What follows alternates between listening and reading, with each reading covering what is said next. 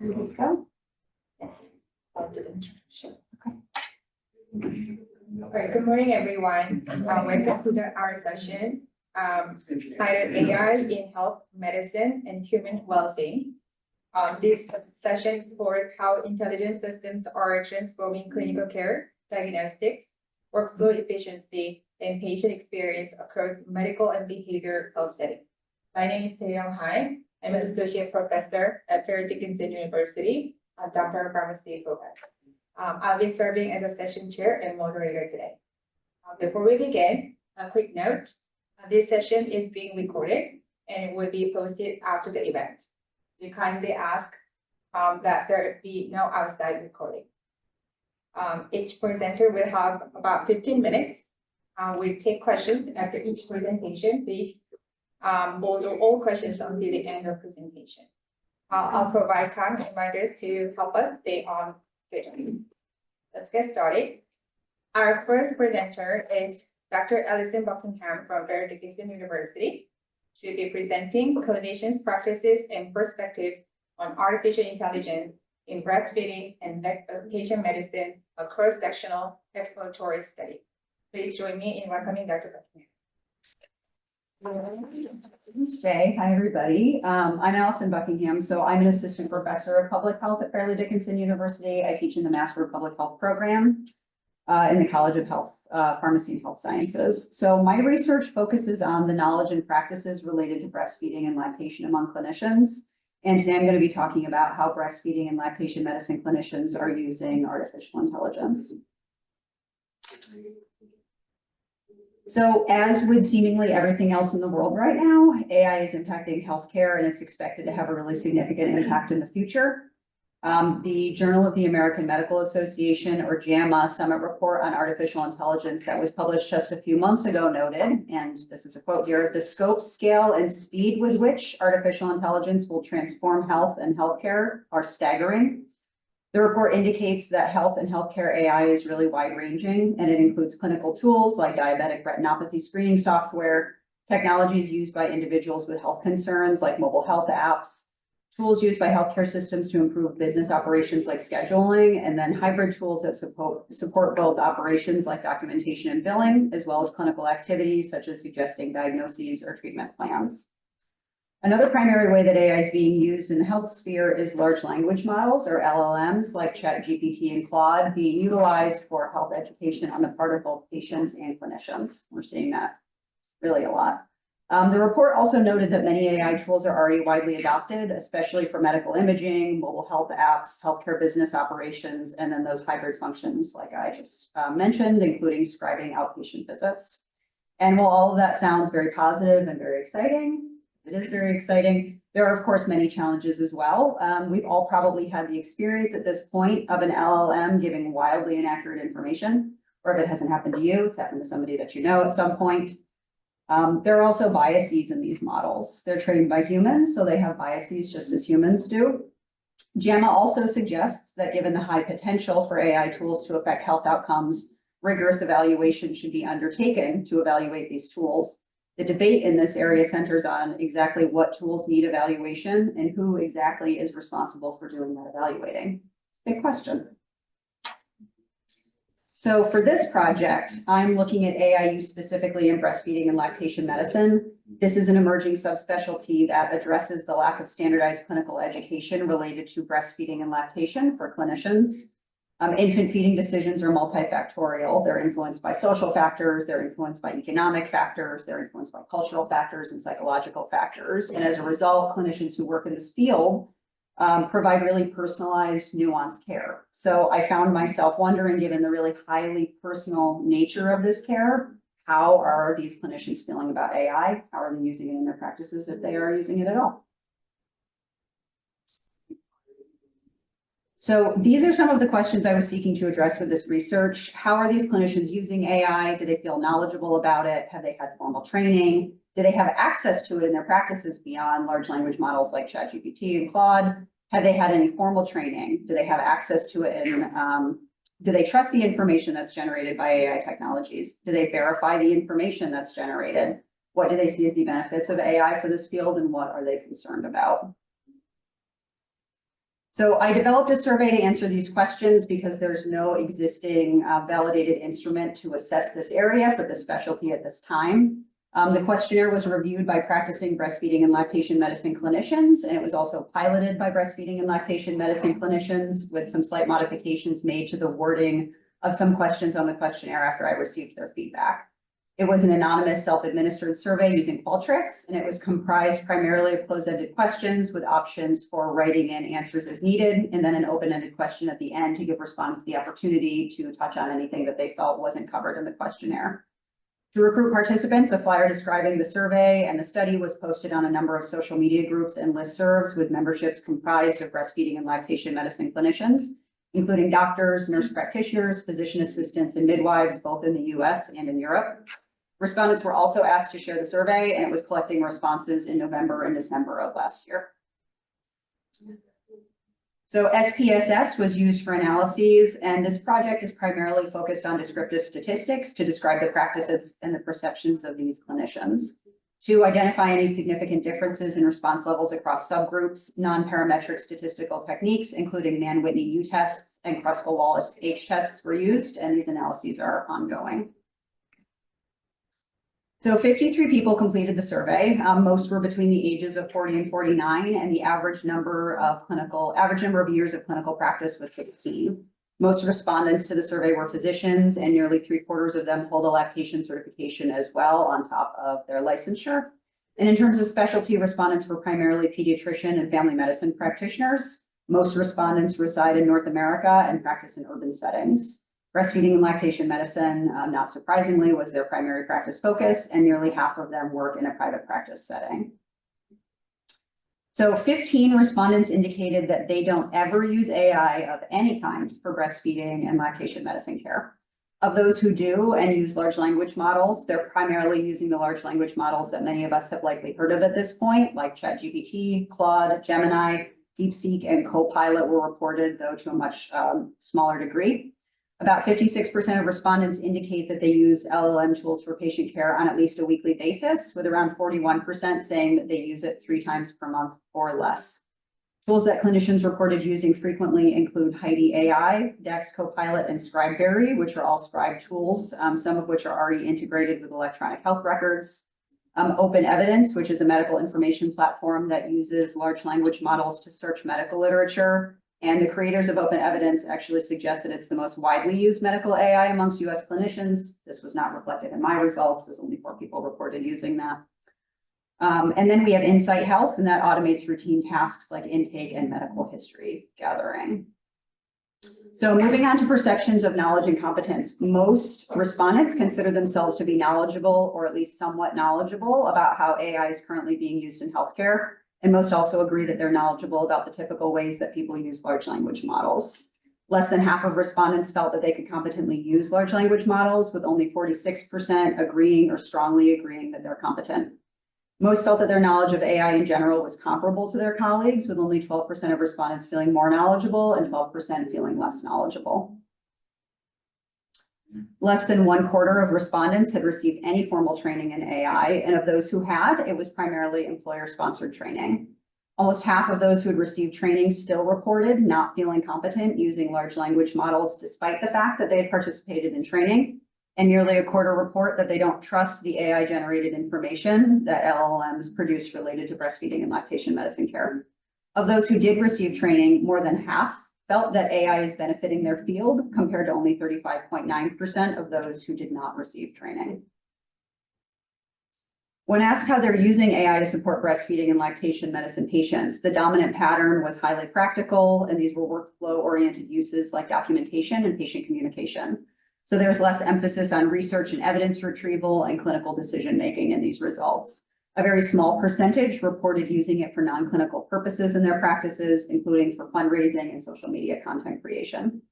We did find a positive association between those who are using AI tools for breastfeeding and lactation medicine and those who report feeling that AI is currently benefiting the field. But again, these analyses are ongoing. So what kind of access do these clinicians have to AI technologies? More than 80% reported having no access to AI medical devices or technology outside of LLMs, which contrasts with what the JAMA AI report indicated. And just over 6% indicate that they have access to AI-enhanced imaging technology and AI clinical decision support systems. Most respondents were not familiar with infant feeding tracking apps, breastfeeding support apps, or smart breast milk pumps that integrate AI and machine learning for predictive modeling into their functionality. Of those who were familiar with these options, only one respondent actually recommends using all three of those to their patients. One respondent recommends using feeding tracking apps, and one recommends using breastfeeding support apps. These results indicate that there is low awareness of breastfeeding specific AI tools among these clinicians, and at least in terms of devices, it's because they don't have access to these devices right now. So now we get to trust, which you can see is a major concern here in this population, and more than 2/3 of the respondents indicate that they verify AI-generated breastfeeding information frequently, and that's most of the time or every time that they use it. So when asked why they verify information, respondents indicated that they verify topics where they lack familiarity, if the information didn't seem correct to them, or if they had a specific fact to confirm. If they didn't verify information, it was because it was in an area in which they felt really knowledgeable, or they didn't have time to verify it, or they reported time or mental fatigue constraints. So not verifying AI outputs appears to be driven primarily by the clinician's perceived competence rather than negligence. And we see time and cognitive constraints playing a more secondary role here. When asked about perceived benefits, responses were concentrated in uses that improve communication and workflow efficiency, with clinical and knowledge-intensive applications remaining secondary to this. Among these clinicians, the benefits of AI are viewed less as clinical support and more as a communication and efficiency aid at this time. When asked about concerns, inaccurate information was most frequently indicated by respondents, and top concerns are related to potential biases, lack of patient-specific nuance, and potentially outdated information. They also reported operational and ethical concerns, and I thought a surprisingly low number of respondents indicated any concerns about workforce disruption. Written in respondents included the environmental impact of AI and the potential for unnecessary patient tracking. So these are just some of the quotes from the open-ended questions at the end of the survey, and I've made bold the portion of them that highlight the primary sentiment of the comment. So the majority of them lean negative. They focus on inaccurate information and ethical concerns. You can see some people feel much more strongly about it than other people, saying it will lead our human race to ruin, etc. Though some do note that it's allowed them to reduce the time they spend on documentation, and it allows them to spend more time with patients. So my takeaways from this, in breastfeeding and lactation medicine, AI is being used primarily to improve workflow efficiency and communication. AI adoption is primarily through using large language models and ad hoc tools. Based on these respondents, there's currently a lack of consistent integration into the clinical systems that these practitioners have access to. Breastfeeding and lactation medicine clinicians reported a strong awareness of the risk of inaccurate information and high levels of verification practices as a result. And the lack of verification was primarily due to confidence in their own knowledge and time and energy constraints rather than trust in the information that's being generated by the AI tools. Lack of access and lack of trust are the primary barriers to adoption among these clinicians. Here are my references, and thank you. Thank you for the presentation. So we now have time for questions. So how do you kind of square that circle of it's going to cause the downfall of humanity, but it saves me 15 minutes a day? Like, how do you even begin that discussion? I know, I think it's a really great question. So one of the things that I think is sort of interesting about this, my statistician couldn't come today, unfortunately. He's running a lot of these analyses, but what we expected to see is that people who have less experience using AI technology, maybe people who've been in practice longer and were less familiar with it, would be more doom and gloom. They would use it a lot less. We didn't see those relationships. So he's still analyzing some of this data, but the sentiment pretty consistent among most people. So it seemed like most people leaned negative, and we did have people reporting that they were able to spend more time with patients because it reduced their work, increased workflow efficiency or reduced their workload. But primarily, it leaned negative. So I didn't see, for example, maybe somebody who has been using AI since it became available in, 2021, reporting that it was more beneficial for them. We didn't see that. So, it's evolving. It's interesting. I think another thing that it has to do with is the media that people use and like how connected to the media people are, right? Because media obviously has biases also, and what a journalist's position or feeling on AI is really influences how they report what's happening with it. And if you're reading everything about how it's going to lead to the downfall of humanity, maybe you're less open to it, being a workflow aid for you. Yeah. Allison? So I guess from what you kind of found was that a lot of people use it to be more efficient in processes and procedures, cutting through a lot of red tape in those areas. So that way they can spend more time with patients. But at the same time, then they're using a lot of that time to verify the results of AI because they don't necessarily trust it. So is it like canceling each other out? That, okay, we're getting through the red tape here, but to make things more efficient, I'm spending more time with patients, but I still have to go back and verify results kind of a thing. So and this is anecdotal just from the clinicians that I know, even if they have to go back through and proofread the documentation, the scribe tools save clinicians an incredible amount of time. And they're actually very, very accurate at this point. So even though they have to go through and they have to read everything to make sure that it's accurate, it still saves them a tremendous amount of time compared to having to write everything and then manually enter their notes at the end of the day. Yeah. Allison? Allison? Oh, yeah. Yep. Go ahead. John Figueres. I'm an adjunct professor there, but I work for RWJ Barnabas. One of the big issues right now is really the whole issue of confidentiality. All these systems are open systems that really jeopardize your data and your information.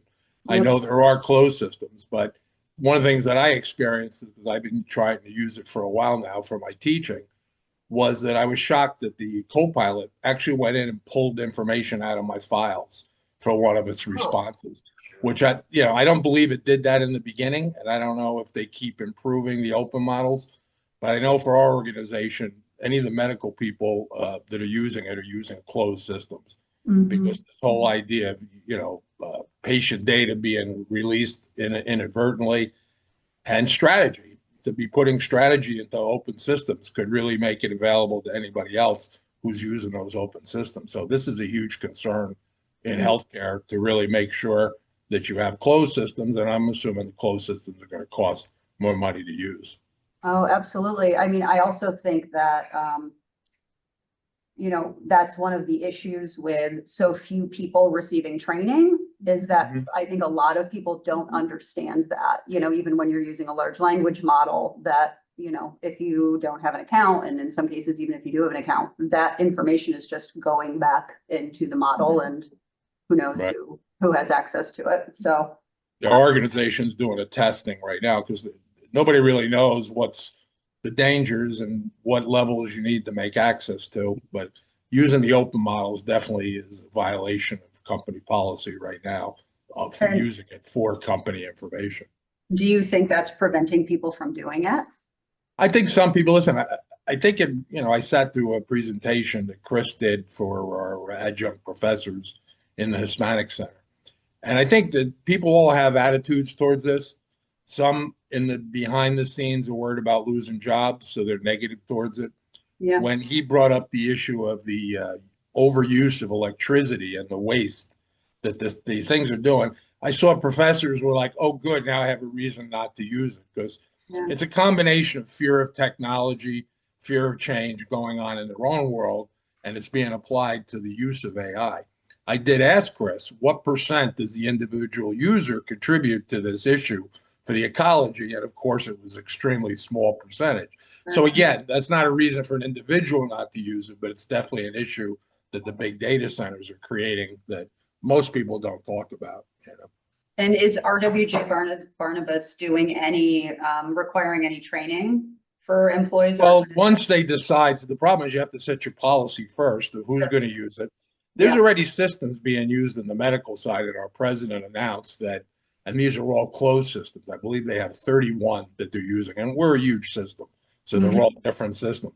But they did make a claim that they saved 1,000 lives last year by using AI systems. And again, That's the interesting. doctors still have to make their own decisions. I think the experience of the employees is going to play a role to how heavily they lean on it. And Mhm. then to the degree that they can discern whether the result is accurate or not, and Yeah, whether it should be accepted. So I think it's a very complex issue. But I yeah, do believe absolutely. personal beliefs of a lot of people are going to drive their attitude towards AI. And, Yep. a lot of research needs to be done there. I think that's important. Yeah, absolutely. But yes, they will do training once they know what the policy is and who's going to have access to it. Yeah, And it's then, all changed very, very quickly. well, And and so I think, 90% of the other systems we all use have AI embedded. yeah, If you're using LinkedIn, AI is embedded. If you're Sure. using other software systems that we buy, LinkedIn is embedded. I mean, AI is embedded in those systems. yeah, So you could be using it without really realizing it. yeah, absolutely. Thank you very much Yeah. for your input and insights from practice. We have time for one question. Thank you very much. I wanted to piggyback a little bit on the last comment. So I know that, no prior data existed on AI and BFLM, right, before this study. Yeah, As you move towards publication, and also to piggyback on Dr. John's point, what's the most critical policy recommendation that could or should emerge with baseline? Who's the right audience for that recommendation? Is it clinicians, institutions, regulators? I happen to be a physician who's worked with electronic health records for years and Yeah. now doing clinical AI annotation. yeah. So I really want to know your perspective. Yeah, I'm also interested in your perspective. Uh, From the discussions that I've had, I think instituting institution-wide training on the ethical use, the appropriate use is one of the most important policies. Because that's what I feel like I keep running into, is people don't understand the technology and they don't know how to use it Yes. properly. And that I think creates more concerns. So that would be my initial recommendation. But as a clinician, what do you think? Well, I think a couple of things keep me up at night. Yeah. About the ethics, about Yep. training future healthcare professionals, such as, some of the things that you're doing right here at FDU. You're addressing some of the problems that other institutions aren't thinking about, which is remarkable. I live down the street, so it's exciting for me. I live in Teaneck. But I think it's important too to realize that without the formal training, we're really grasping at straws, because by 2020, there's going to be severe physician shortage. This is where we are. Yeah. It's not going to change. 2030, Yeah. I'm sorry, there's going to be that shortage. There's also already a nursing shortage, Yeah. and it's going to only get worse. So we have to adapt, Yeah. and humans have that competitive advantage, being able to create, connect, and to adapt, because we have to, and we have to adapt our use of AI. Yeah. That's my perspective.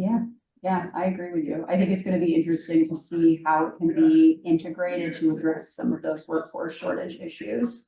And not only workforce shortage, but extreme burnout among Yes. clinicians, right? So if we can Yes. reduce the need for documentation, I'm sure you know exactly what I'm talking about, Yes. right? Like ending your day with an hour plus of entering notes. Maybe that's going to help make some progress in the right direction in that area. Yeah, I just recently, I have 3 girlfriends, 2 in pediatrics, 1 in anesthesia, who couldn't wait to retire. I don't care. Just want to go to my financial advisor and let him tell me, when can I retire? It's just so much. Yeah. So, I totally agree with you. Absolutely. I'd love to continue the conversation. I have your Yeah. email. Yeah, So, please thanks. do. Yeah, please reach out. Thank you. I don't This want is a to- great discussion. Thank Thank you, you. everyone. But with the interest of time, Sure. you can, please feel free to continue the conversation after the session with Dr. Yang. So thank you so much for your presentation. Thank you. Thank you. Excellent. And Dr. Murphy is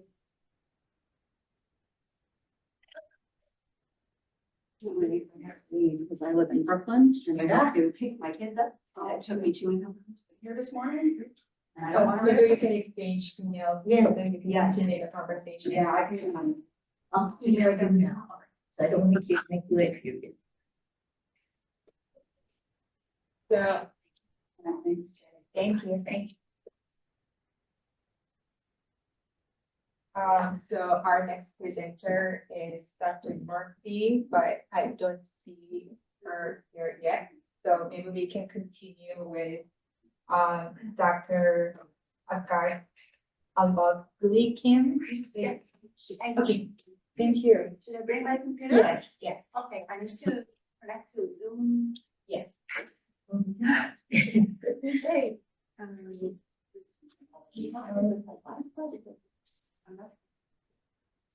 Oh, I can connect with you. yes. Yeah. Do I have everything? Would you please share your screen? Yeah, sure. Wait.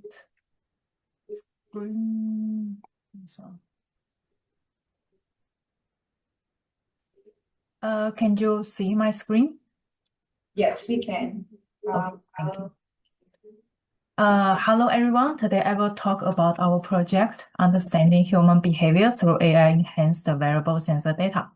This work is based on our previous research, detection of body-focused repetitive behaviors using deep learning.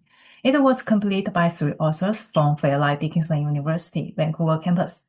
Myself, Xianjing Chloe Zhang, I'm a computer science student, and my professors, Jiehu Liu and Saurav Mukherjee.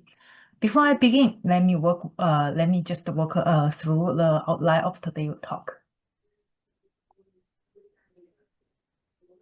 Here is what we will cover today: background, introduction, methodology, results, and finally discussion and conclusion. Let's start with the background. Our topic belongs to Human Activity Recognition, HAR. Most HAR works use only Inertial Measurement Unit, IMU. From dataset like UCI HAR and the PAMAP2, this dataset contains simple daily activities such as walking, climbing stairs, or waving. Most HAR models use standard sequence learning architectures, including recurrent neural networks, RNN, long short-term memory networks, LSTMs, and transformers. What makes our work different is that Helios dataset includes 3 sensor modalities: IMU, an initial measurement unit, with a accelerometer and a gyroscope. It gives 6 axes, movement, and rotation. THM, there are 5 thermopile temperature sensors, and the TOF, there are 5 time of flight distance sensors. A TOF sensor works like a tiny infrared depth camera, measuring the distance to nearby objects. The Helios device was developed by a Child Mind Institute, CMI, and the dataset was released by CMI through Kaggle Computation on Detecting Body-Focused Repetitive Behaviors, BFRBs. Very few HAR dataset contains temperature and distance sensor. Prior Helios, most cutting-edge research on HAR relies on IMU only. So our work explores multimodal sensor combination and compare different deep learning architectures. Now let's look at what we actually did. Before I explain what we did, we need to answer a key question. Why this topic is important? Why do we study BFRB detection? To answer that, we first need to understand what BFRBs are. Body-focused repetitive behaviors are a group of repeated unconscious actions such as skin picking, hair pulling, nail biting, and scratching. This behavior often causes physical harm, but also psychosocial harm, such as embarrassment or low self-esteem. Our project tries to help with this problem. BFRBs are usually unconscious, so patients often do not notice they are doing it. If a device can detect it and give a real-time feedback, the patient can stop earlier, which helps intervention. This is also helpful for clinicians and the researchers because the sensor data provides objective and continuous measurements that help track a patient's progress and evaluate treatment effectiveness. Our goal in this work is to develop a deep learning model that can automatically detect BFRBs using multimodal sensor data collected from Helios device. So now you know what the problem is and why it matters. Our best performing model is the late fusion model. So in this part, I will explain how it is built. Before training any model, we first need to prepare the dataset carefully. The raw Helios dataset originally contains a little over 8,000 sequences, but not all of them are clean and complete. So we start with a pre-processing step. We removed all rows and contain non-sensor reading. This is about 6% of the dataset. We also dropped the very short sequences that were lesser than 1 standard deviation below the mean length. Because these extremely short segments usually represent incomplete gesture or recording of artifacts. After this cleaning step, we kept a total of 7,588 valid sequences covering 18 gesture classes. Once the dataset was cleaned, we normalized the IMU and the THM signals and prepare them for feature extraction. For our IMU and the THM, we transformed them to the signal using the fast Fourier transformer, FFT. Because FFT is a common technique for representing these signals in the frequency domain, these FFT features were then used as an input as a multi-layer perceptual model, MLP. We use an MLP because these FFT features are already compact and do not require a complex model to learn useful patterns. For the TOF data, each sample is originally an 8x8 depth image with 5 channels from 5 sensors. The dataset stores them as a flattened 1D vectors, but we reshape them back into 8x8 matrix. Since convolutional neural networks, CNNs, works well for spatial patterns, we used 2D CNN followed by a bidirectional long short-term memory network, BioLSTM, to capture the temporal information. This gave us 2 separate models, FFT MLP for IMU THM and CNN by LSTM for TOF. We then used the later fusion by combining the logits with 30% weight for the MLP and 70% for the CNN by LSTM. This weight was selected through the grid search. Finally, we apply a softmax function to fuse the logits to generate the final gesture prediction. Now you know how the model works. Let's see how well it performs. Okay, let's look at our results. Our best model is the late fusion model. It achieves a binary F1 score of 96%, means it could distinguish BFRBs from non-BFRBs very accurately. Before moving on, let me briefly explain the metrics. Binary F1 is our primary metric because the main task is to determine whether a gesture is a BFRB or not. This is the clinical meaningful part. Catching a BFRB early is more important than identifying which exact subtype it is.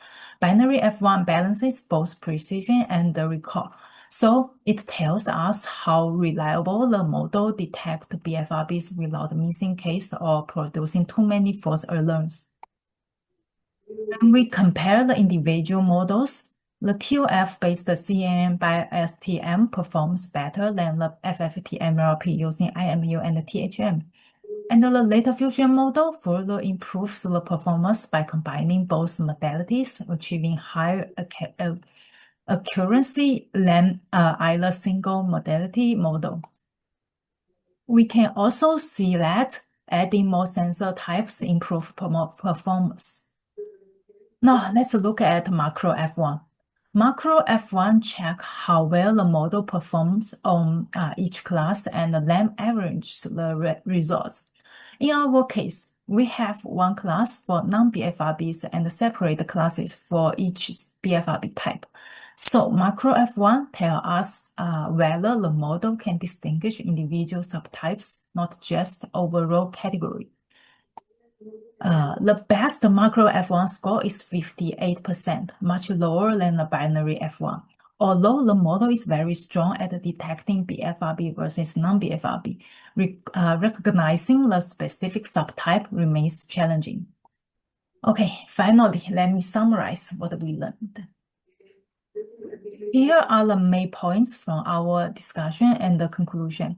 First, the late fusion model achieves the best performance overall. Combining multiple sensors is very powerful and shows strong potential for real-time biofeedback systems. Second, more sensor types clearly lead to better performance. Using IMU, THM, and the TOF together is better than IMU, THM, which is better than only IMU. Third, the TOF only CNN Bio-LSTM performs surprisingly well, even better than the all-sensor FFT MLP. This suggests that TOF proximity patterns contains very strong signals for detecting BFRBs. Fourth, subtype classification is much harder.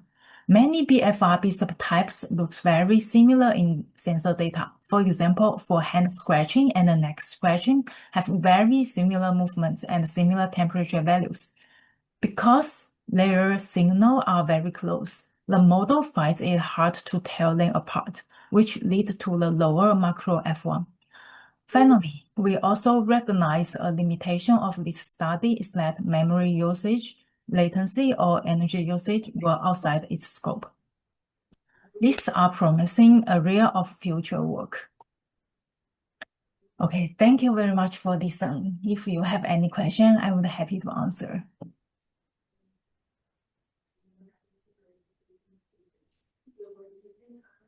Do you have a question? Yeah, I do actually. So, I used to be a teacher of students with disabilities in K-12, right? So students who have IEPs, have behavior issues, right? So this particular model, right, explores how, almost they can track to see when a student is going to have this type of behavior. Am I getting that correct? It depends. Because currently in this dataset, we're using to train, doesn't include that pattern. So I will say it depends. Okay, so do you think that the data, I guess, could be used for behaviorists, right, to provide interventions before like the behavior occurs, or maybe like if they are using different, right, because you explored a singular type of data versus using multiple modalities to track the supposed behavior that's going to happen, the repetitive body-focused behavior, right? So do you think that this is something that could be beneficial for I guess, interventions? Yeah, definitely. That is the reason why we planned, that's the reason why we want to do this. Like, because I also have some kind of scratching problem. I scratch myself a lot. That's why it inspired me to do this project.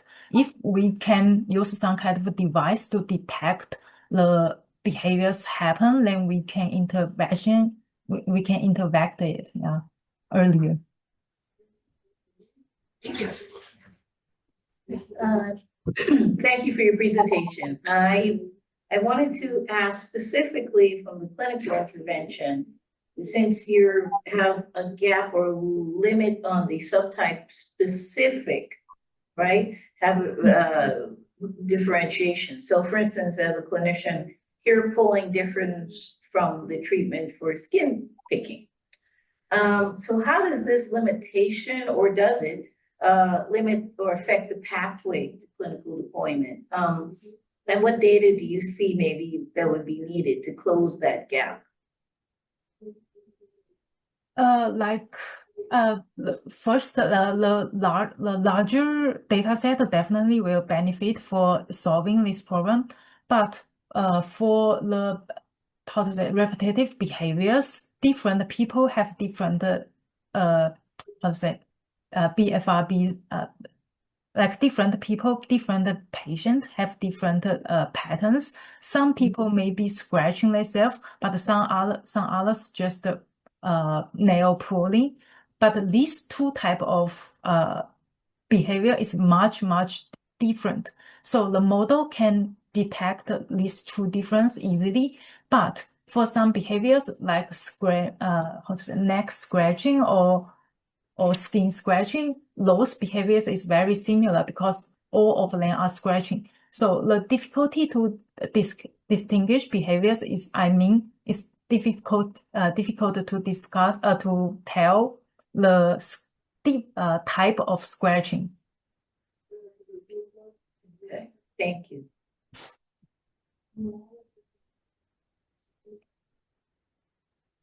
Any questions from audience? Any questions from online attendees?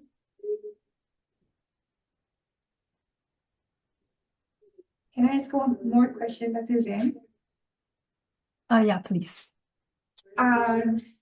This is interesting, model. I'm not a computer scientist, but I did my best to understand this model. And the scratching and these symptoms, skin picking, how would you, what's your model's specificity of detecting these symptoms? So I think these AI models I've seen check the sensitivity and specificity, so you can differentiate skin picking from other condition related from actual behavior, body focus repetitive behaviors, symptoms. So have you checked those measures for your model? That's my first question. And the second question is, you compared this random forest and late fusion, and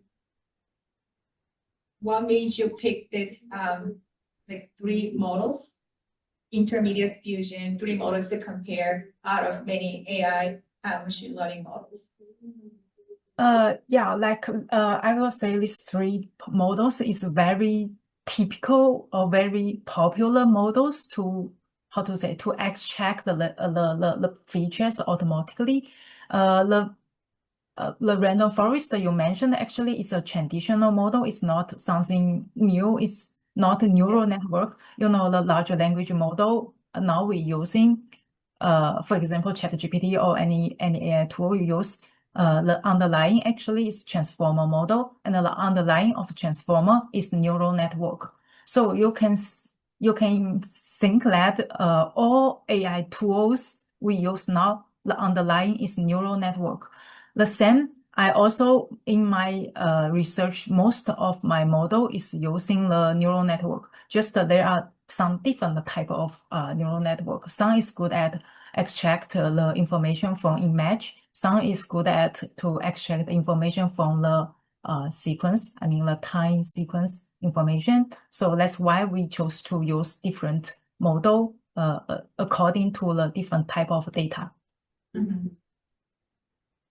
What about the first question asking about the specificity and sensitivity? Have you checked those measures for your model? Is it something that you would check for your model? What do you mean the sensitive? Sorry. So I may be wrong, but the model actually detect clinically meaningful symptom, which is that a patient is skin picking, hair pulling, scratching. Patients can do the same behavior, show the same symptom for any other condition. So how is your model can specifically detect this, connecting these symptoms to this body image? Body focus and repetitive behaviors.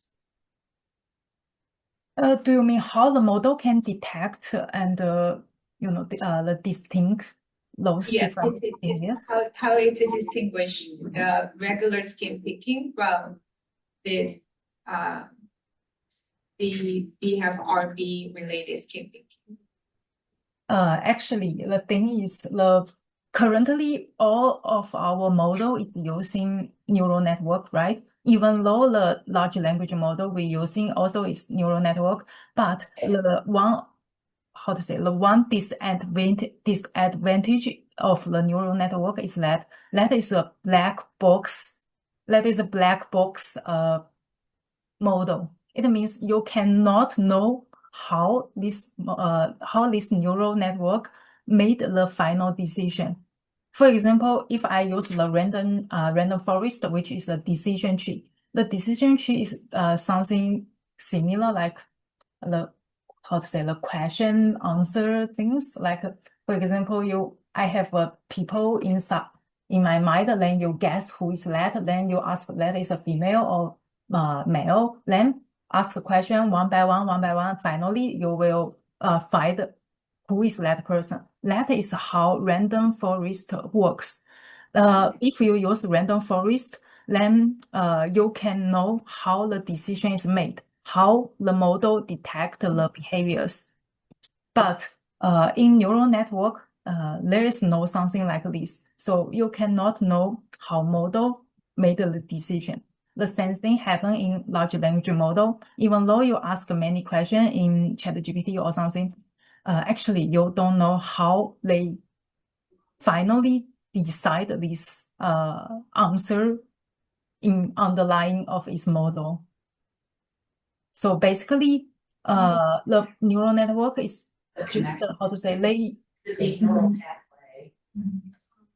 like they using the data to try to extract some kind of patterns from those data, then learn something, then made a decision, made the prediction. Yeah. Thank you very much for the presentation and answering all these questions, Dr. Zhang. And thank you. Dr. Zhang will be the last presenter of this session. And thank you everybody for attending and participating. And enjoy the rest of the conference. Thank you. Thank you. Thank you.